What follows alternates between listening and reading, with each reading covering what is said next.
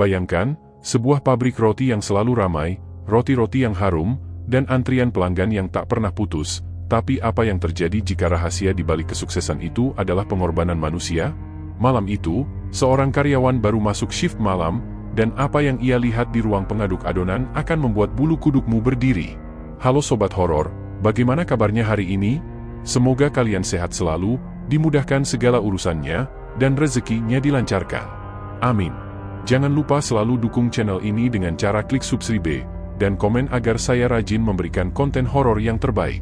Saya doakan yang klik subscribe rezekinya dilancarkan, bisnisnya laris, urusannya dimudahkan. Amin. Cikarang dikenal sebagai kawasan industri yang sibuk. Di salah satu sudut kota, berdiri sebuah pabrik roti terkenal. Roti mereka selalu habis dalam hitungan jam, dan anehnya, tidak pernah ada roti yang basi. Namun, di balik wangi manis adonan, tersimpan rahasia yang menyeramkan. Malam itu, Ardi, seorang pemuda yang baru bekerja di pabrik, mendapat tugas pertama di shift malam. Para pekerja lain tampak menghindari shift itu, tetapi Ardi, yang membutuhkan uang, menerimanya tanpa ragu. Jam menunjukkan pukul 11 malam saat ia memasuki pabrik. Semua terasa sepi, hanya suara mesin pengaduk adonan yang mengisi ruangan besar itu. Namun, Ardi merasa ada yang tidak beres.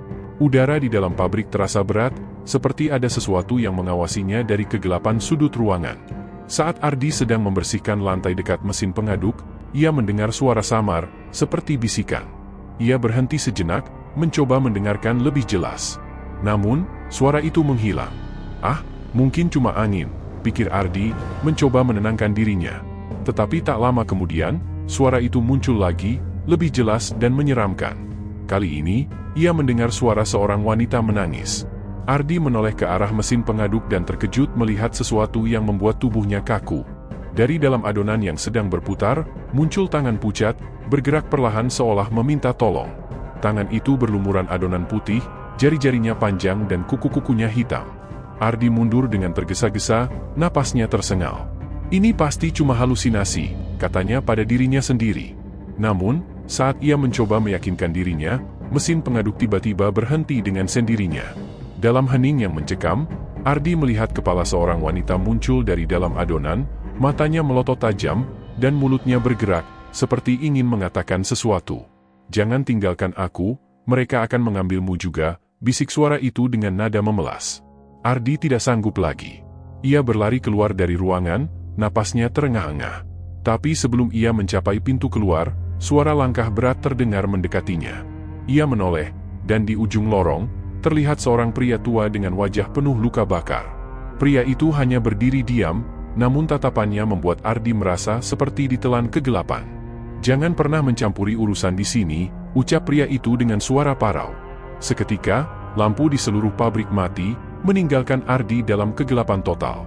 Ardi berdiri terpaku di tengah gelapnya pabrik. Keringat dingin mengalir di pelipisnya.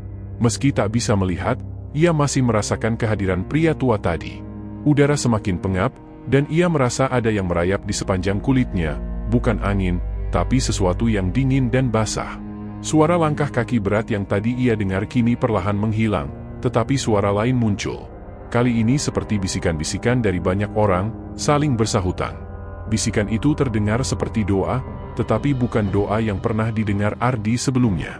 Dengan tangan gemetar, Ardi meraba-raba dinding, mencoba mencari jalan keluar. Namun, setiap langkah yang ia ambil seperti membawanya semakin jauh ke dalam kegelapan. Napasnya semakin memburu, dan ia mulai panik. Tiba-tiba, ia merasakan sesuatu yang keras di bawah kakinya. Ia menunduk dan meraba-raba lantai. Sebuah benda logam, seperti pintu jebakan. Tanpa pikir panjang, ia menarik pegangan pintu tersebut dan membukanya. Bau busuk segera menyergap hidungnya, membuatnya hampir muntah. "Ini bukan ide bagus," bisik batinnya. Namun, suara-suara bisikan di sekitarnya semakin keras, seolah memaksanya untuk masuk. Dengan langkah ragu, Ardi menuruni tangga kecil yang berada di balik pintu itu. Ruangan di bawah semakin gelap, hanya diterangi oleh cahaya remang dari lampu kecil di sudut. Di ruangan itu, ia melihat sesuatu yang membuat darahnya membeku. Ada sebuah altar besar, dikelilingi oleh lilin-lilin yang hampir habis terbakar. Di atas altar, tergeletak beberapa roti yang tampak aneh, berwarna merah gelap seperti darah. Di belakang altar, ada sebuah lemari kaca besar. Dalam lemari itu, Ardi melihat sesuatu yang menyerupai tubuh manusia. Tubuh-tubuh itu tidak utuh, beberapa bagian seperti telah diiris dan dibungkus plastik, seperti adonan roti yang siap diolah. Langkah Ardi semakin pelan, tetapi matanya tetap terpaku pada lemari kaca itu. Di bagian bawah lemari, ia melihat sesuatu yang membuat tubuhnya lemas. Sebuah tulisan dengan cat merah besar. Pengorbanan untuk keberkahan. Ardi ingin berbalik dan lari, tetapi ia mendengar suara langkah berat lagi. Kali ini, langkah itu datang dari tangga yang baru saja ia turuni. Ia bersembunyi di balik altar, tubuhnya gemetar. Pria tua dengan wajah penuh luka bakar muncul di ambang tangga. Di tangannya, ia membawa sebuah kantong besar yang tampak berat. Pria itu berjalan perlahan menuju altar, menaruh kantong tersebut di atas meja, dan membukanya. Ardi menahan napas ketika melihat isi kantong itu, kepala manusia yang masih segar, dengan mata yang melotot. Pria tua itu mulai melantunkan sesuatu, seperti mantra, dengan suara yang berat dan serak. Tiba-tiba, suara langkah lain terdengar. Dari lorong gelap di sudut ruangan, muncul beberapa orang berpakaian serba hitam. Mereka mengelilingi altar, dan salah satu dari mereka membawa sebuah pisau besar yang berkilauan di bawah cahaya lilin. Ardi menutup mulutnya dengan tangan, takut jika suara napasnya akan terdengar. Ia tahu ia harus keluar dari tempat itu, tetapi setiap jalan tampak tertutup oleh orang-orang yang sekarang mulai melakukan ritual aneh. Pria tua itu mengangkat kepala manusia dari kantong, menaruhnya di atas altar, dan mulai menggumamkan kata-kata dalam bahasa yang tidak dimengerti Ardi. Lilin-lilin di sekitar altar tiba-tiba padam, menyisakan kegelapan total. Dalam kegelapan itu, Ardi mendengar suara mengerikan. Suara seperti tulang-tulang yang patah, disertai teriakan kesakitan yang menggema di seluruh ruangan. Ia tidak bisa menahan lagi. Dengan sekuat tenaga, ia bangkit dan berlari ke arah tangga. Namun, baru beberapa langkah, sebuah tangan kasar mencengkeram pundaknya dengan kuat. "Kemana kau mau pergi?" Suara pria tua itu berbisik di dekat telinganya. Ardi mencoba berteriak, tetapi suaranya tercekat. Ia merasa seperti ada sesuatu yang mencengkeram lehernya dari dalam, membuatnya tidak mampu bersuara. Dalam kegelapan itu, ia hanya bisa pasrah saat tangan pria tua itu menyeretnya kembali ke tengah ruangan. Ardi meronta-ronta, mencoba melepaskan diri dari cengkeraman pria tua itu. Namun, tangan kasar itu seperti baja, tak tergoyahkan. Ia diseret ke tengah ruangan, ke arah altar yang masih menyimpan kepala manusia yang mengerikan. Orang-orang berpakaian hitam kini memandang Ardi dengan mata tajam, seolah mereka telah menunggu momen ini. "Anak muda, kau seharusnya tidak masuk ke tempat ini," suara pria tua itu serak, penuh ancaman. "Tapi sekarang, kau tidak bisa keluar dengan mudah." Ardi ingin berteriak, ingin memohon ampun, tetapi tubuhnya lemas. Seolah energi hidupnya perlahan-lahan disedot oleh udara mencekam di ruangan itu. Ia hanya bisa memandang, napasnya tersengal-sengal, ketika pria tua itu mulai mengangkat pisau besar di tangannya. Namun, sebelum pisau itu menyentuhnya, salah satu dari orang berpakaian hitam melangkah maju. Wajahnya tertutup kain hitam, hanya matanya yang terlihat, mata yang kosong dan dingin. "Tunggu. Dia bisa berguna," ucapnya dengan suara yang datar tetapi tajam. Pria tua itu mengernyit, menurunkan pisaunya perlahan.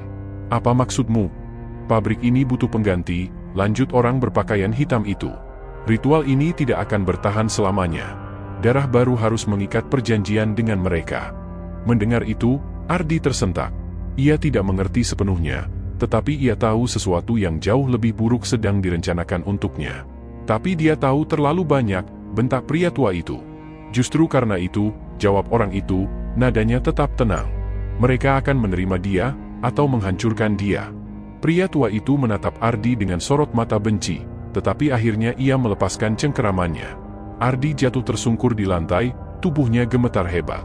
Ia mencoba merangkak menjauh, tetapi orang berpakaian hitam itu mengangkat tangannya, dan seketika tubuh Ardi terasa kaku, seperti ada yang mengikatnya tak kasat mata. "Bawa dia ke ruang bawah," perintah orang itu. Dua orang lainnya bergerak cepat, mengangkat tubuh Ardi yang tak berdaya. Mereka membawanya melalui lorong sempit yang bahkan lebih gelap dari sebelumnya. Udara di lorong itu semakin pengap, bau busuk bercampur dengan aroma menyengat seperti darah dan sesuatu yang terbakar. Setelah beberapa saat, mereka sampai di sebuah ruangan kecil. Dindingnya terbuat dari batu kasar, dan di tengah ruangan itu terdapat sebuah sumur tua.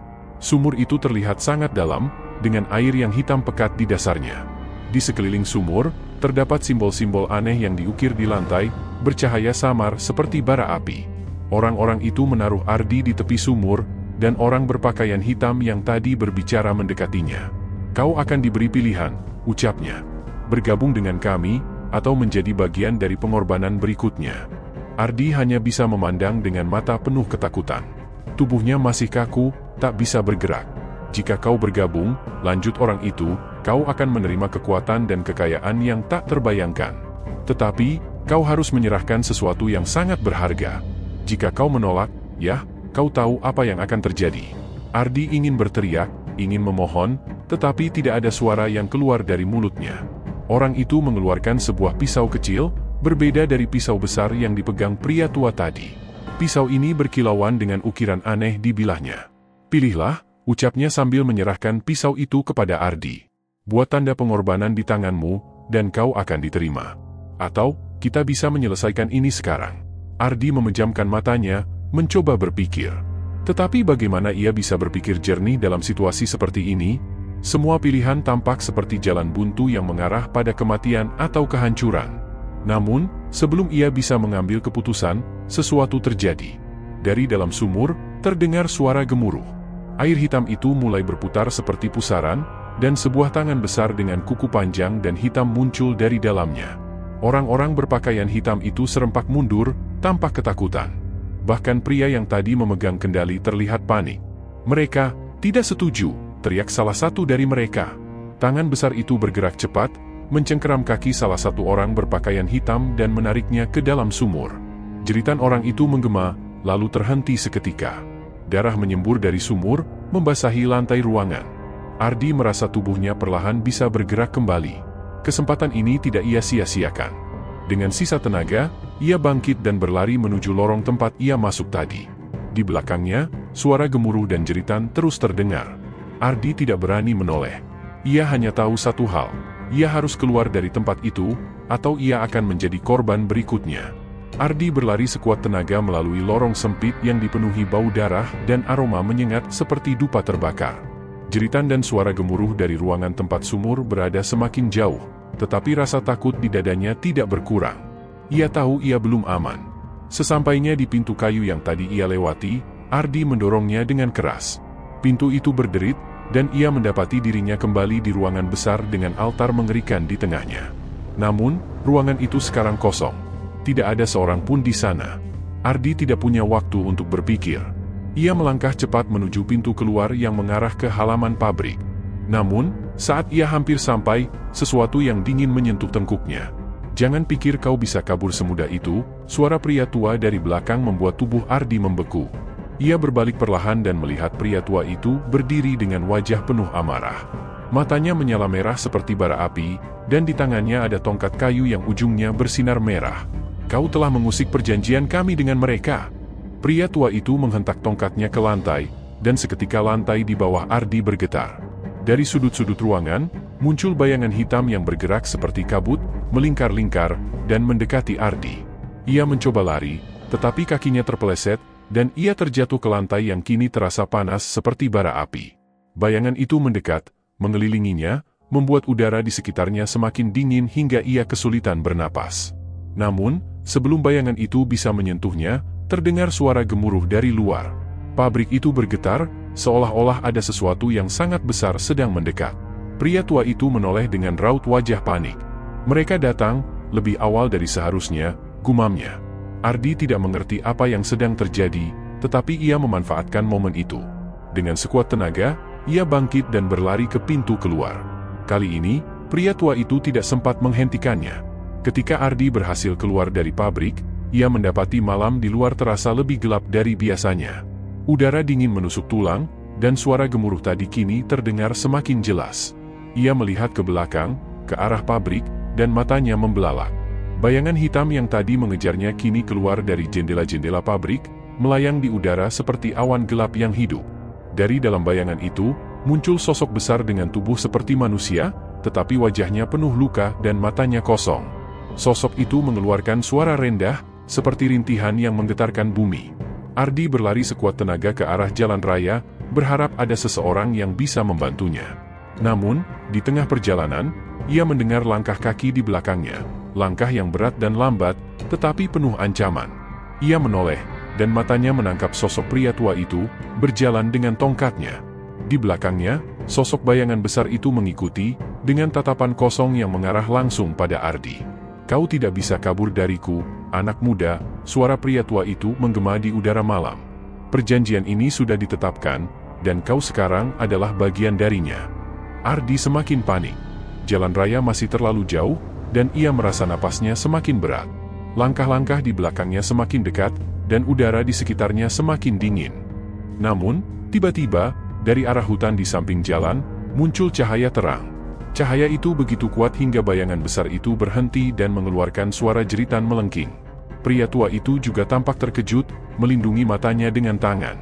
Dari dalam cahaya itu, muncul sosok seorang pria berjubah putih, dengan wajah yang tenang tetapi penuh wibawa. Ia membawa tasbih di tangannya, yang berkilauan seperti bintang. "Pergi dari sini!" Suara pria berjubah itu menggema, penuh kekuatan. Bayangan besar itu menghilang perlahan, menyatu dengan kegelapan malam. Pria tua itu menatap sosok berjubah itu dengan penuh kebencian, tetapi ia tidak bisa melawan. Dengan gerakan cepat, ia berbalik dan menghilang ke dalam kegelapan. Ardi jatuh terduduk, napasnya tersengal-sengal. Sosok berjubah itu mendekatinya, menatapnya dengan mata yang lembut tetapi penuh kewaspadaan. "Kau tidak seharusnya berada di tempat itu," ucapnya. "Tetapi sekarang kau sudah terlibat, dan mereka tidak akan berhenti sampai kau hancur." Ardi menatap pria itu dengan wajah penuh ketakutan. "Siapa mereka? Apa yang sebenarnya terjadi?" Pria itu hanya menggeleng. "Kau akan tahu pada waktunya. Tapi untuk sekarang, kau harus bersiap. Ini baru permulaan." Malam itu, Ardi kembali ke rumah dengan tubuh gemetar dan pikiran yang kacau.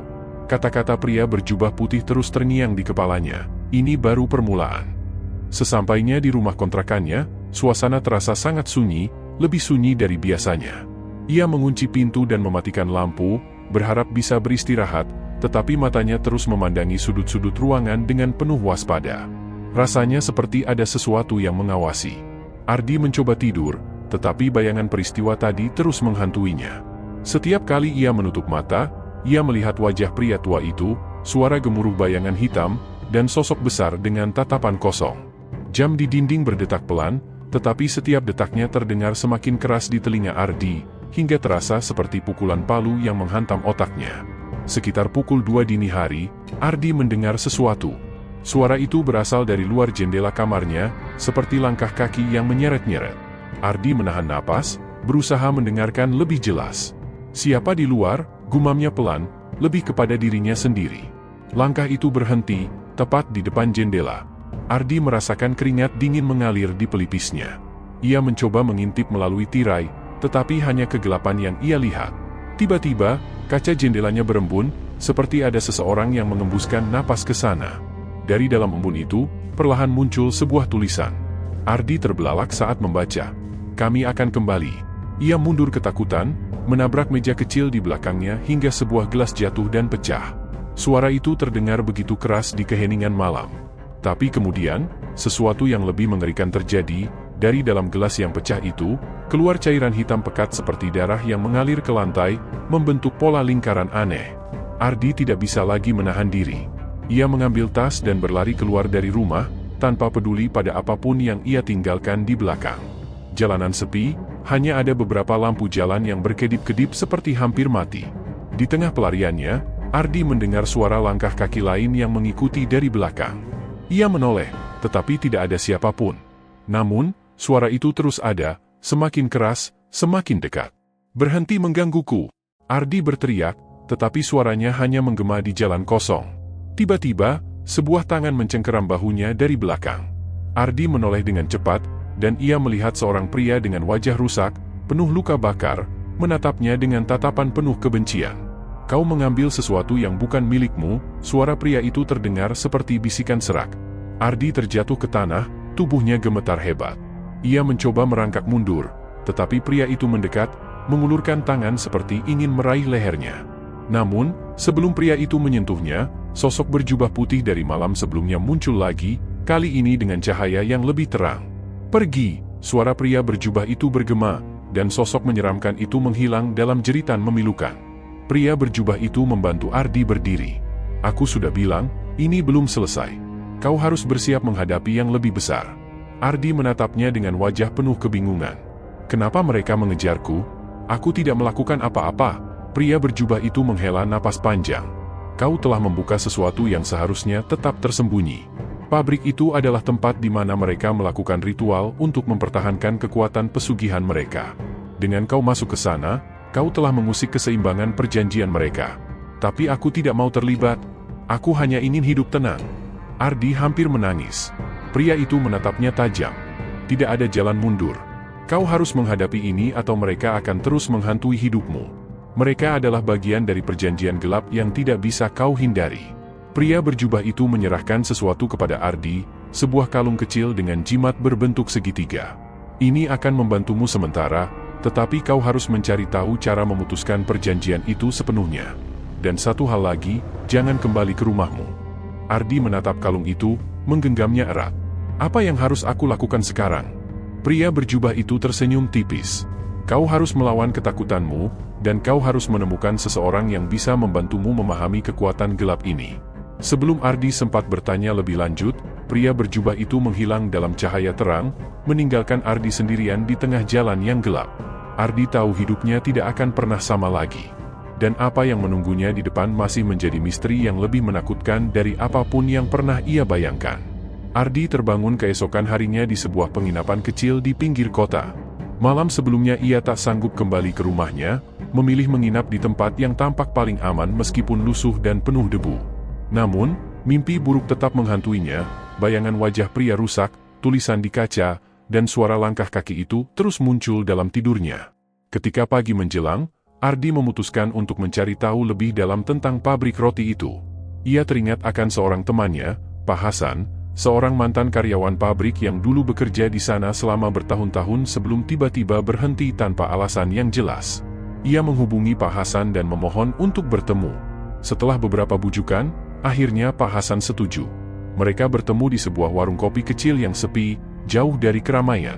Pak Hasan tampak gelisah ketika Ardi mulai menceritakan apa yang ia alami di pabrik. Mata lelaki tua itu melirik ke sekitar, memastikan tidak ada yang mendengarkan. "Aku sudah bilang kepada diriku sendiri untuk melupakan tempat itu," kata Pak Hasan dengan suara pelan. "Tapi kalau kau sudah sejauh ini, aku tidak bisa membiarkanmu sendirian." Ardi mendesak, "Pak, tolong katakan apa yang sebenarnya terjadi di pabrik itu. Kenapa semua ini menimpaku?" Pak Hasan menghela napas panjang sebelum mulai bercerita. "Pabrik itu memang bukan pabrik biasa, Nak. Di balik kesuksesannya, ada rahasia gelap yang mereka sembunyikan." Pak Hasan menjelaskan bahwa pemilik pabrik, Pak Rudi, dikenal sebagai orang yang sangat ambisius. Ketika pabrik mulai bangkrut bertahun-tahun lalu, ia melakukan sesuatu yang tak terduga. Ia mencari bantuan dari seorang dukun terkenal di daerah itu. Dukun itu memberitahu Pak Rudi bahwa ia bisa menyelamatkan pabriknya dengan satu syarat, melakukan ritual pesugihan yang melibatkan tumbal manusia. "Setiap tahun, mereka harus memberikan tumbal," bisik Pak Hasan. "Dan tumbal itu biasanya adalah pekerja pabrik. Itulah sebabnya, setiap tahun selalu ada karyawan yang tiba-tiba menghilang tanpa jejak." Ardi merasa merinding. Lalu apa yang terjadi pada tumbal itu? Pak Hasan menatapnya dengan wajah pucat. "Mereka tidak benar-benar hilang, Nak. Mereka tetap ada di sana sebagai penjaga pabrik. Arwah mereka dipaksa untuk terus mengabdi, memastikan pesugihan itu tetap berjalan." Ardi terdiam, hatinya seperti dicengkeram rasa takut. "Apa ada cara untuk menghentikan semua ini?" Pak Hasan menggeleng. "Tidak ada yang pernah berhasil. Mereka yang mencoba melawan biasanya menemui ajalnya dengan cara yang mengerikan. Tapi jika kau benar-benar ingin mencoba, ada satu cara." Pak Hasan menceritakan bahwa di bawah pabrik itu terdapat sebuah ruang rahasia yang digunakan untuk ritual. Di sana, terdapat benda pusaka yang menjadi pusat kekuatan pesugihan itu. Benda itu harus dihancurkan, tetapi melakukannya tidaklah mudah. "Benda itu dijaga oleh mereka," ujar Pak Hasan dengan suara bergetar. "Arwah para tumbal akan melindunginya dengan nyawa mereka, meskipun mereka sudah tidak lagi hidup." Ardi merasa tubuhnya lemas mendengar cerita itu. Namun, ia sadar bahwa melarikan diri bukanlah pilihan. Jika ia tidak menghentikan ini, teror akan terus menghantui hidupnya. Dengan keberanian yang tersisa, Ardi meminta Pak Hasan untuk membantunya masuk ke pabrik dan menemukan ruang rahasia itu. Awalnya Pak Hasan menolak, Tetapi setelah melihat tekad Ardi, ia akhirnya setuju. Malam itu, mereka bersiap-siap. Pak Hasan membawa beberapa benda yang katanya bisa melindungi mereka, keris kecil, garam, dan beberapa daun sirih. Ini hanya untuk berjaga-jaga, katanya. Saat mereka tiba di pabrik, suasana lebih mencekam daripada sebelumnya. Gerbang yang berkarat terbuka perlahan saat Ardi mendorongnya. Angin malam berhembus, membawa suara samar seperti bisikan. Mereka menyusuri lorong-lorong gelap dengan hati-hati. Pak Hasan tampak gugup, sesekali melirik ke belakang seperti merasa ada sesuatu yang mengikuti mereka. Akhirnya, mereka menemukan pintu besi besar yang tersembunyi di sudut gudang. Pintu itu terkunci dengan rantai besar, tetapi anehnya, rantai itu seperti sudah tua dan rapuh. Dengan sedikit usaha, mereka berhasil membukanya. Di balik pintu itu terdapat tangga yang menuju ke bawah tanah. Udara di sana terasa lembab dan dingin. Ardi merasakan bulu kuduknya berdiri saat mereka turun, langkah demi langkah. Ketika mereka sampai di dasar, mereka melihat sebuah ruangan besar dengan dinding yang dipenuhi simbol-simbol aneh. Di tengah ruangan itu, ada sebuah meja batu dengan benda kecil di atasnya, sebuah kotak kayu berukir yang tampak sangat tua. "Itu dia," bisik Pak Hasan. Namun, sebelum mereka sempat mendekat, suara langkah kaki terdengar dari balik kegelapan. Perlahan, sosok-sosok mulai muncul dari bayangan, sosok pekerja pabrik dengan tubuh yang rusak, wajah tanpa ekspresi, dan mata kosong yang menatap lurus ke arah mereka. Ardi dan Pak Hasan membeku di tempat. Suara salah satu dari mereka terdengar serak, hampir tidak manusiawi. "Kalian tidak seharusnya ada di sini." Ardi dan Pak Hasan terpaku, keringat dingin mengalir di wajah mereka. Sosok-sosok itu, arwah para tumbal, bergerak mendekat, langkah mereka pelan namun penuh ancaman. Bau anyir bercampur dengan udara lembab di ruang bawah tanah, membuat dada Ardi terasa sesak. "Pak Hasan, apa yang harus kita lakukan?" bisik Ardi dengan suara gemetar. Pak Hasan menggenggam keris kecilnya erat-erat. "Kita harus maju, nak. Tidak ada jalan kembali. Mereka tidak akan membiarkan kita pergi." Ardi memaksakan diri untuk melangkah maju, tetapi semakin mereka mendekati meja batu di tengah ruangan, semakin banyak sosok yang muncul dari bayangan. Wajah-wajah mereka kosong, kulitnya seperti membusuk, namun mata mereka memancarkan aura kebencian yang mendalam. Ketika salah satu dari mereka melangkah paling depan, Pak Hasan melemparkan segenggam garam ke arah sosok itu. Sosok itu berhenti sejenak, tampak kesakitan, tetapi hanya dalam beberapa detik, ia kembali mendekat. "Garam ini hanya menunda mereka," ujar Pak Hasan dengan nada putus asa. "Kita harus cepat." Dengan keberanian yang hampir habis, mereka berlari ke arah meja batu. Ketika Ardi mencapai kotak kayu di atas meja, ia merasakan hawa panas menjalar melalui tubuhnya. Kotak itu tampak memancarkan energi yang sangat kuat, membuat tangan Ardi bergetar hebat. "Kau harus membukanya," ujar Pak Hasan dengan panik. Ardi mencoba membuka kotak itu, tetapi tutupnya terasa sangat berat, seolah-olah ada kekuatan yang menahannya. Sementara itu, sosok-sosok penjaga semakin mendekat, mata mereka sekarang menyala merah seperti bara api. Pak Hasan mengangkat kerisnya, mencoba melindungi Ardi, tetapi serangan mereka semakin ganas. Salah satu sosok itu mencakar lengan Pak Hasan, membuatnya terjatuh dengan luka yang mengeluarkan darah. "Ardi, cepat!" teriak Pak Hasan. Ardi mengerahkan seluruh tenaganya untuk membuka kotak itu. Akhirnya, dengan jeritan hati yang penuh kepanikan, tutup kotak terbuka, memperlihatkan isi di dalamnya, sebuah boneka kecil yang terbuat dari kain lusuh, dengan benang merah membelit di sekelilingnya. Boneka itu tampak penuh dengan noda hitam yang aneh, seperti darah yang sudah mengering. "Tapi, ini hanya boneka," gumam Ardi, bingung. Pak Hasan, yang terluka parah, berteriak, "Itulah inti dari pesugihan ini. Hancurkan boneka itu sekarang juga." Ardi meraih boneka itu dengan tangan gemetar. Saat ia menggenggamnya, suara jeritan melengking terdengar dari segala arah, membuat telinga mereka berdenging.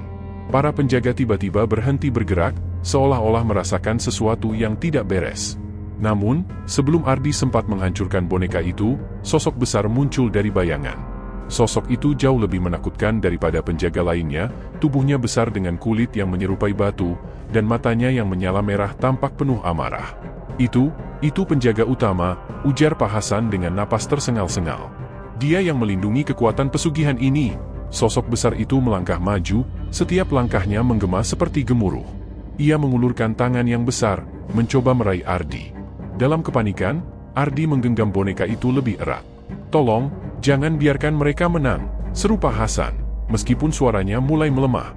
Ardi menatap boneka itu, kemudian mengingat semua hal mengerikan yang telah terjadi, teror, arwah, dan misteri gelap yang terus menghantuinya. Dengan sekuat tenaga, ia merobek boneka itu menjadi dua.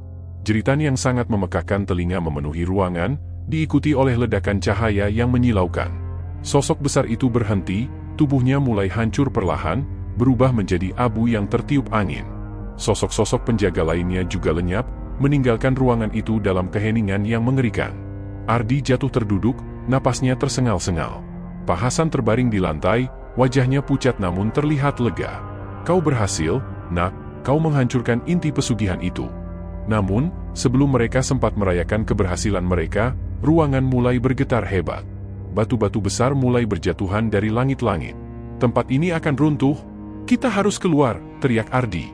Dengan sisa tenaga, Ardi membantu Pak Hasan berdiri, dan mereka berlari ke arah tangga. Getaran semakin hebat, dan suara runtuhan batu terdengar di belakang mereka.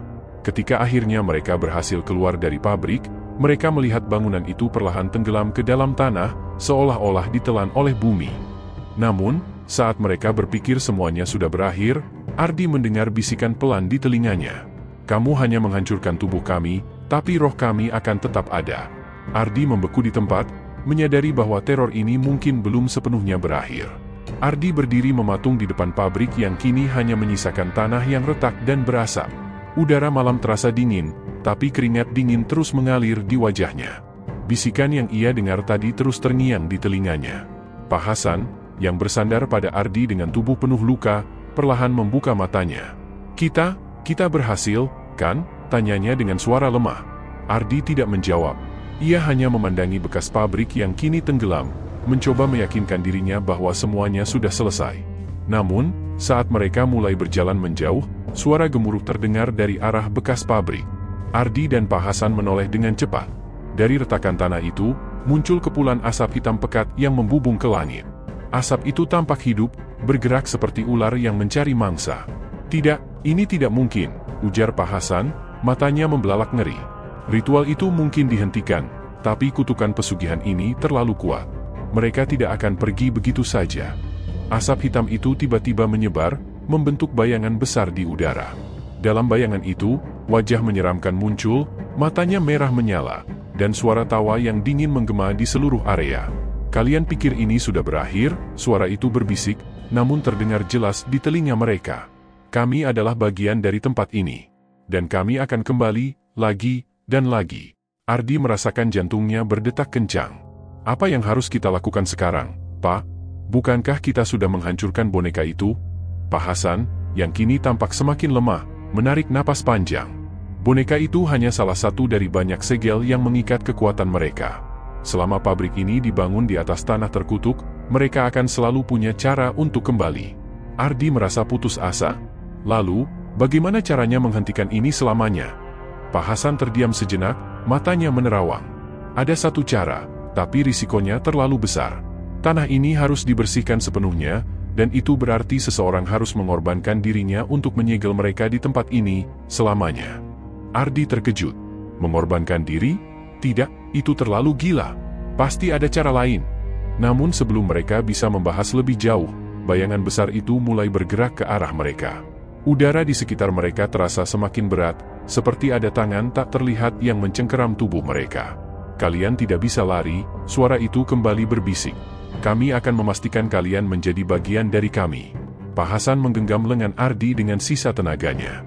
"Dengar, Nak, aku sudah terlalu tua. Aku sudah terlalu banyak melakukan kesalahan di hidup ini. Biarkan aku yang melakukannya." "Tidak, Pak." Ardi mencoba menahan Pak Hasan, tapi pria tua itu mendorongnya dengan sisa kekuatannya. Pak Hasan berdiri tegap, meskipun tubuhnya tampak rapuh. Ia menatap bayangan besar itu dengan keberanian terakhir yang ia miliki. "Jika kalian ingin terus menebar teror, kalian harus melewati aku dulu." Bayangan itu tertawa, suaranya menggema di seluruh area. "Kau pikir pengorbananmu cukup untuk menghentikan kami?"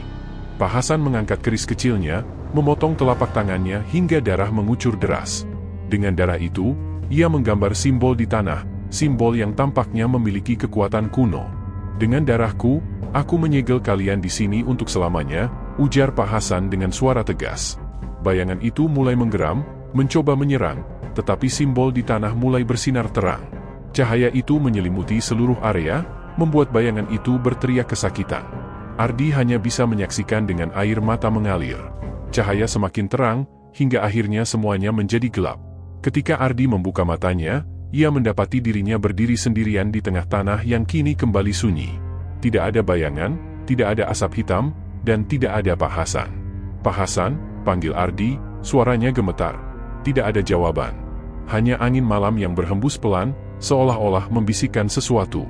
Ardi menyadari bahwa Pak Hasan telah mengorbankan dirinya untuk menyegel kekuatan gelap itu. Namun, ia juga tahu bahwa kutukan ini mungkin hanya tertidur sementara. Dengan langkah berat, Ardi meninggalkan tempat itu. Hatinya penuh rasa bersalah, tapi juga rasa syukur. Ia berjanji pada dirinya sendiri bahwa ia akan menyebarkan cerita ini, agar tidak ada lagi yang terjebak dalam kegelapan pesugihan. Namun, ketika Ardi sampai di rumahnya malam itu, ia menemukan sebuah boneka kecil di meja ruang tamu. Boneka itu tampak sangat familiar, dengan benang merah membelit di sekelilingnya. Dan di dalam kegelapan, ia mendengar bisikan pelan. "Kami belum selesai."